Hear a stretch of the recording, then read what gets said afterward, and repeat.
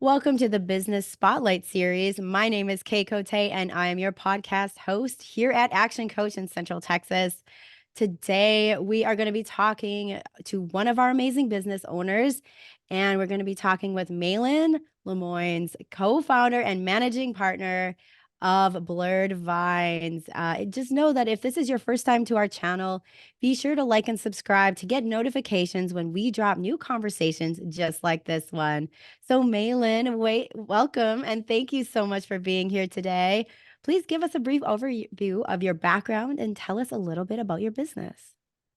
Yes, so definitely appreciate you having me on, and this is something that I think that is great. My background is about 28 years in food and beverage, hospitality at pretty much all levels. I was a server back in the day, bartender, got into the management route, several different concepts of restaurants, some of them high end, some major corporate. I have some hotel background as well with the amazing Marriott Corporation. And then for the past 8 years, I got into wine specifically. And it was really something that I just really wanted to learn more about wine. And being in hospitality, I had an opportunity at a wine bar. And so I took it. It was pretty intimidating at first. But once I kind of got in and started learning, I just fell in love with the culture. I fell in love with wine. And then I just dove off into the deep end, so to speak, and started studying. And then I got recruited to a wine logistics company. So I did wine storage. I moved wine for wine collectors, worked with wineries out in California. And during that business, I had brought on a really awesome client, and we developed a great relationship. And we just kind of started chatting and decided that we wanted to partner up in a really awesome wine business. And so Blurred Vines was born out of that. It was really about probably a good year and a half of coming up with what we wanted to do, and just sort of the business plan and structure and different things like that. And then we finally, in 2021, we finally launched. Oh, that's an incredible story. And I love that, before we, hit the record button, we were chatting a little bit about wine, and wine is one of my favorite things as well. So it was so fun when I heard about, having this interview. I was like, oh my goodness, I've been dreaming of talking to a winemaker. So that's an incredible journey. And I love that you had that experience and ended up finding a business partner out of it. So very, very cool. I'd love to hear a little bit about your role specifically with Blurred Vines now. What are you currently doing? What do you play in the business? So all the day-to-day operations, Mhm. first, of, running the taste room, making, the day-to-day business decisions, sourcing the wine, purchasing, head of sales, uh, dishwasher, uh, You do it all. Um, but I do have a team of folks that are wine enthusiasts that help with tastings and group functions and things. But I would say most part is the program. We are a subscription membership based company. Mostly, that's mostly our concept, and so there's a lot of you know networking, customer events, retention, and things like that. So I'm kind of leading in the marketing, kind of sort of the face of the business as we grow. Oh, that's very cool. So you do mostly subscriptions, but do you have events like in your tasting room or Yes, the both? so both. So Okay. we are, tasting experience and wine club. And so, we do private tastings. We do those tastings, and we come off site. We go to folks' homes. We go to your office to give experiences for your, family, friends, colleagues, clients. There's a lot of corporate opportunities that we have, and those are always fun when, instead of a client development person just kind of grabbing everyone and taking them off to some bar to get boozed up, we can kind of come in and have a really nice, sophisticated experience where folks are going to learn, they're going to be engaged, and of course, be able to partake in some quality wine.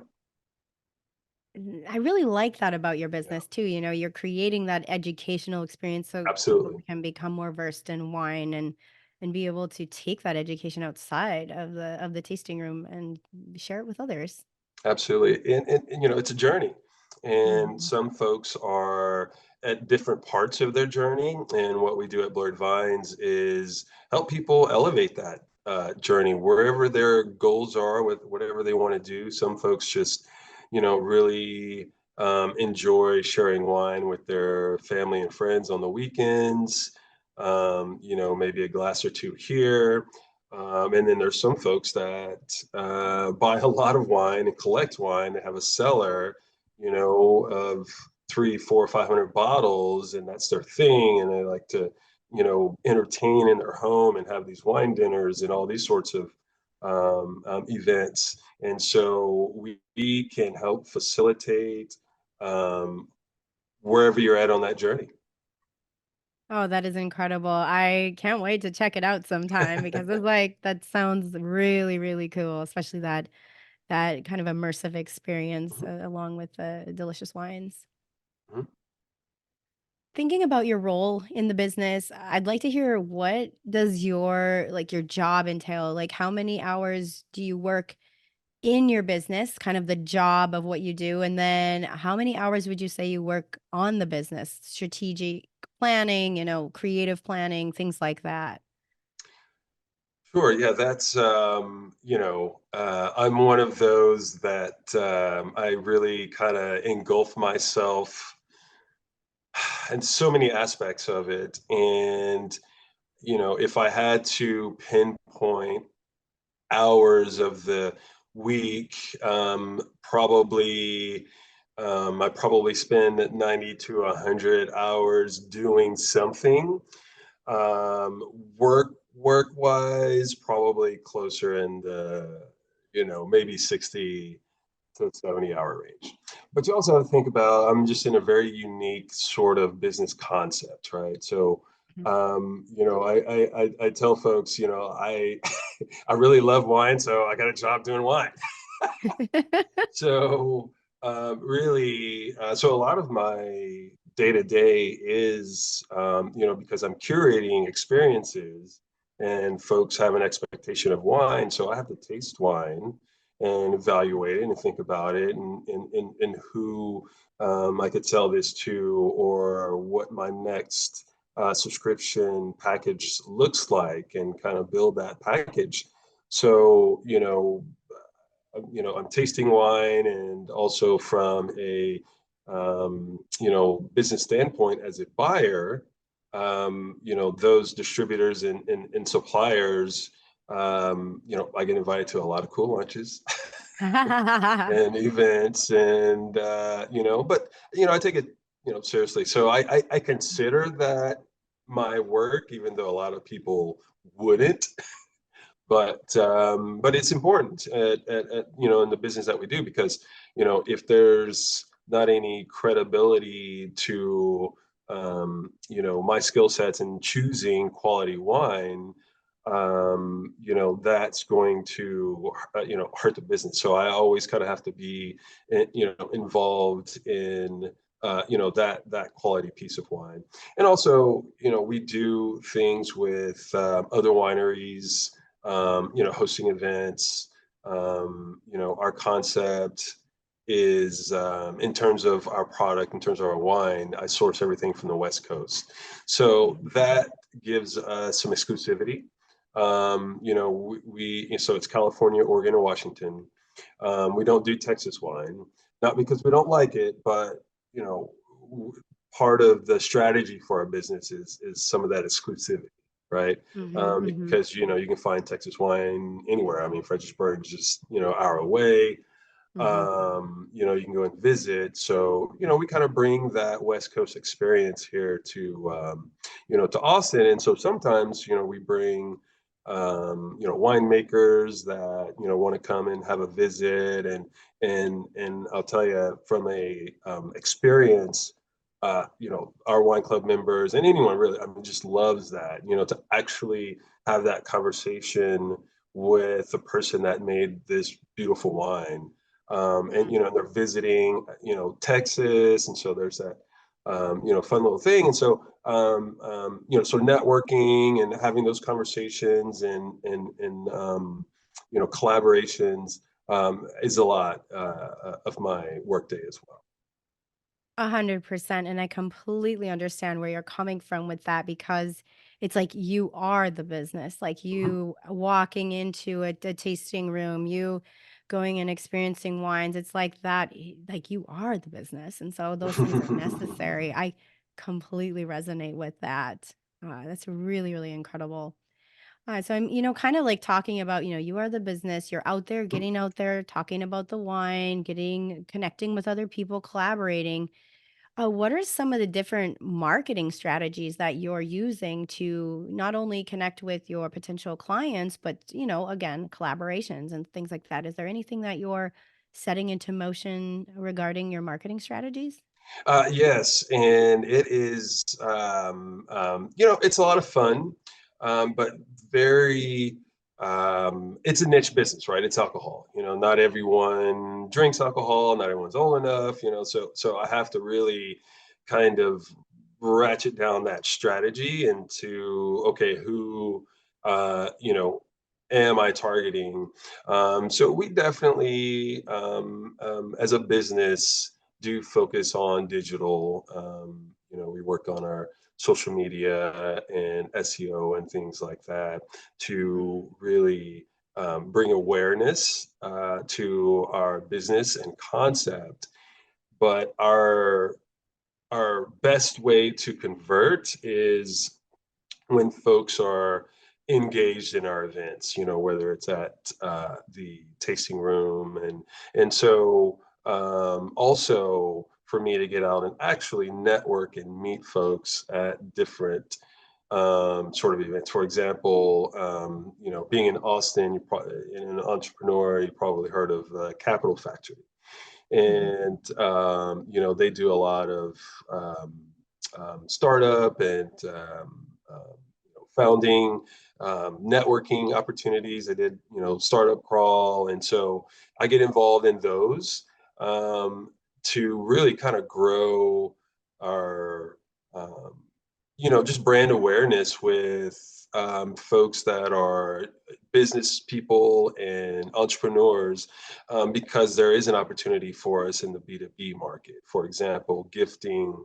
of wine. If you're a CEO that of a service-based business and you want to send some great thoughtful gift to some clients, and you happen to know that those clients enjoy wine, I am a fantastic resource for you. mhm. So I market in those areas, and really I like to try to get out and meet those folks. Because, we have so many uh, um, um, different opportunities within our business besides just our wine club and different things. So I like to, shake hands and get out there in the community, because we are a community based business, and we do some uh, um, nonprofit help as well. In terms of events, a lot of nonprofits, they have fundraisers, and so we get involved in those as well. Oh, that's very cool. That's very cool. I'm sure you're meeting a ton of people along the way. Do you have like a way to organize those contacts? Do you have a CRM that you prefer, or do you just have a spreadsheet? How do you organize So, those? cus once folks are a customer, our platform has a really intuitive CRM program. Nice. But typically for me, it's, spreadsheets and I keep things, you know, Google Docs and things of that nature. I'm really, to be honest, I'm one of those old school people. I like to go out and hand out my business cards, but I am definitely seeing really great value in the technology that we have now. So I'm really getting involved in Sales Navigator on LinkedIn, Mm-hmm. and utilizing that platform to really kind of drive, and kind of organizing those leads and those businesses that I really want to attract. Oh, that's very, very cool. Especially, yes, like, or, working with so many people, it's hard to Yeah, keep that memory bank of everyone. absolutely. Mhm. Well, I love that we've talked a lot about the business and your role, and I'd like to dive into your journey a little bit Mhm. more. Back on your journey so far in this business, what has been one of the most memorable roadblocks that or hurdles that you were challenged with that you were able to overcome? So, I think that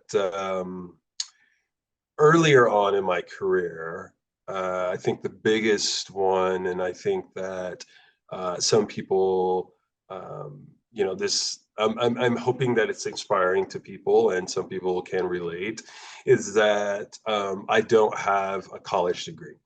I ended up joining the military. I joined the Air Force right out of high school, and so I feel like I've learned a lot and got a great education through there and things like that. But I don't have a college degree, and so earlier on, when I was looking to get into management, I got a lot of doors shut because, like, oh, well, you don't have like a management degree, or you don't have this, and so I had to sort of figure out how to navigate around that. And what helped me, one, was mentors, Mm, and folks that were experienced people that are management level, that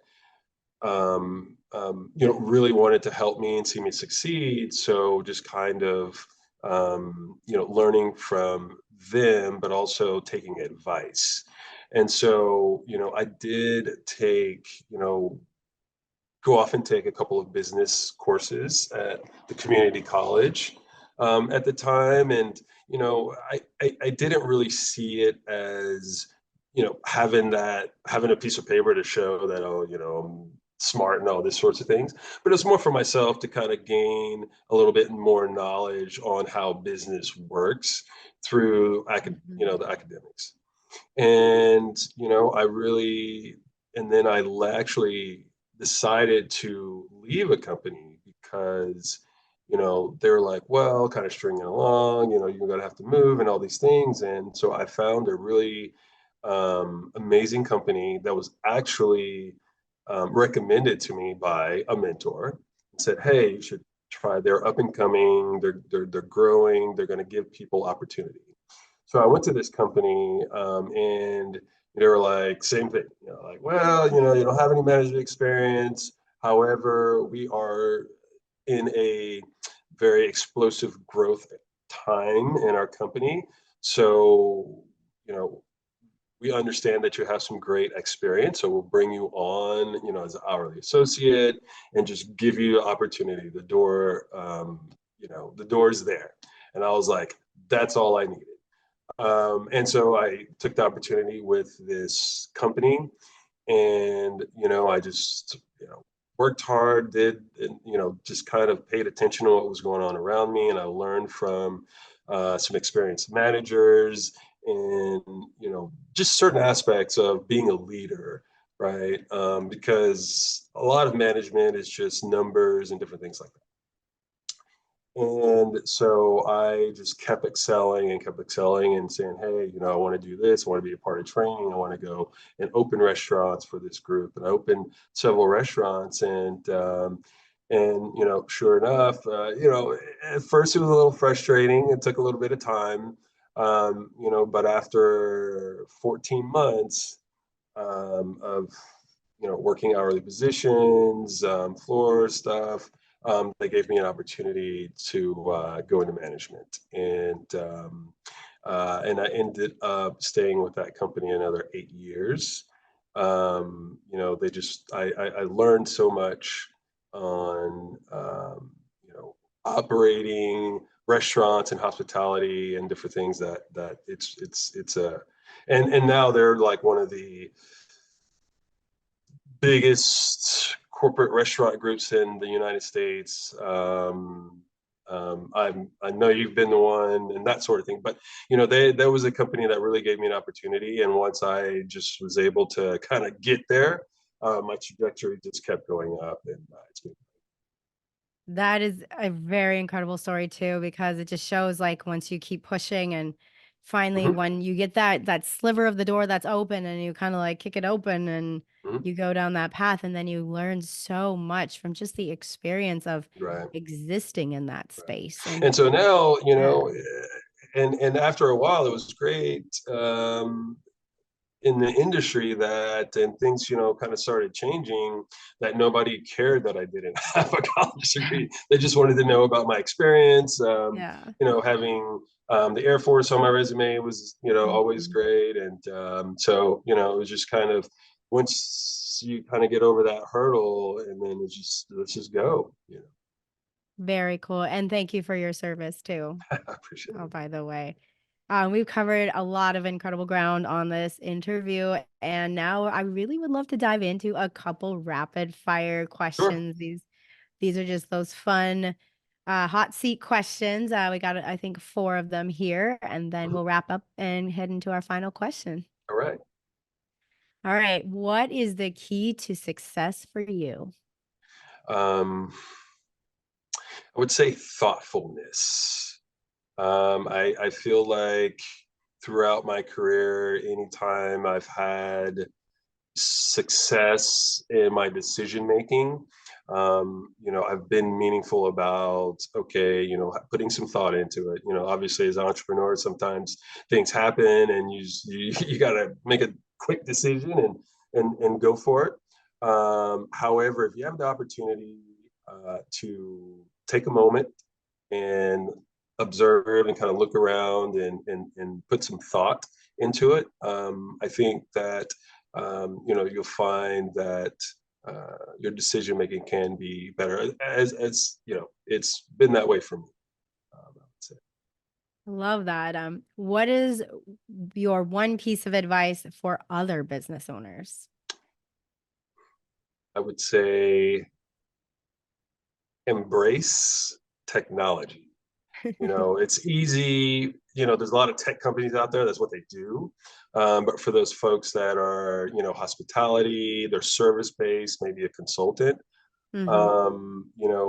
it's we're not going backwards.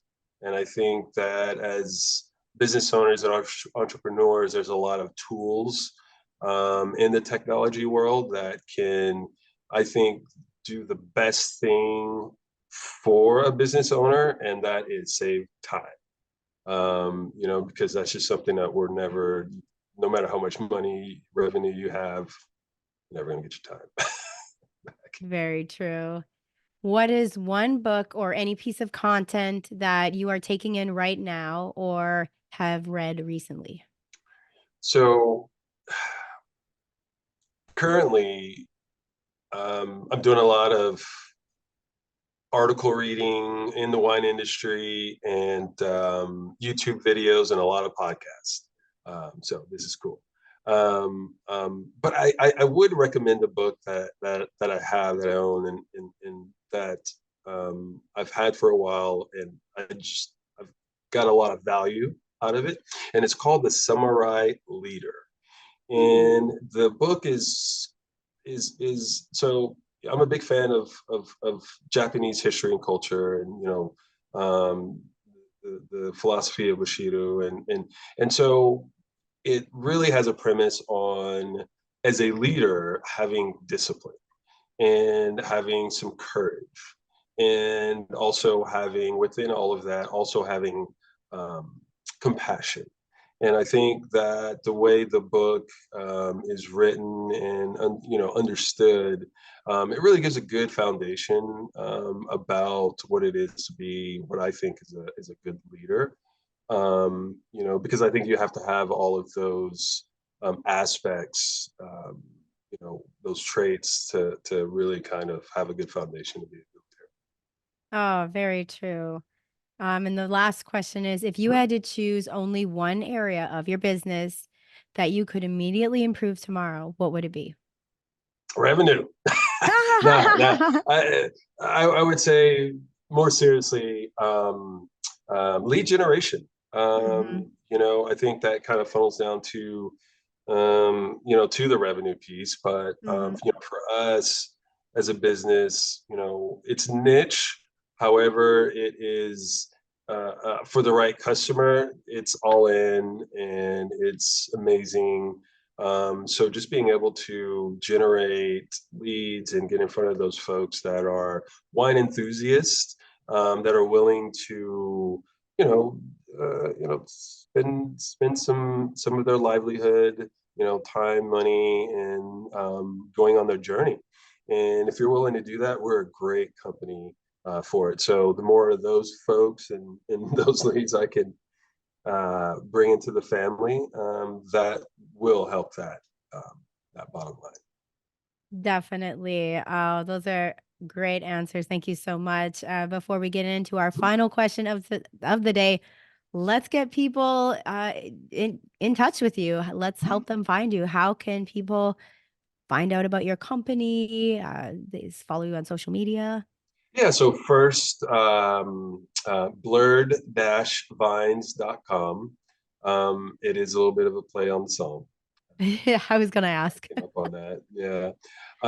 Blurred Vines ATX on Instagram and Facebook, and we put a lot of our content and some things about our events and just some cool stuff. And then professionally, Blurred Vines does have a Instagram page, and you can also find me on Instagram. That's the best way to connect with me. I like to share a lot of, the concept in a job is fun. There's a lot of interesting things in the wine industry that a lot of people don't know that I try to, kind of put out there and have fun with. So Oh, very cool. I'm definitely going to be giving you a follow and learn a lot more appreciate it. about wine. And so, our final question for today: what is most inspiring to you today? I think I think that the where the wine industry is going in terms of support for minorities in the industry.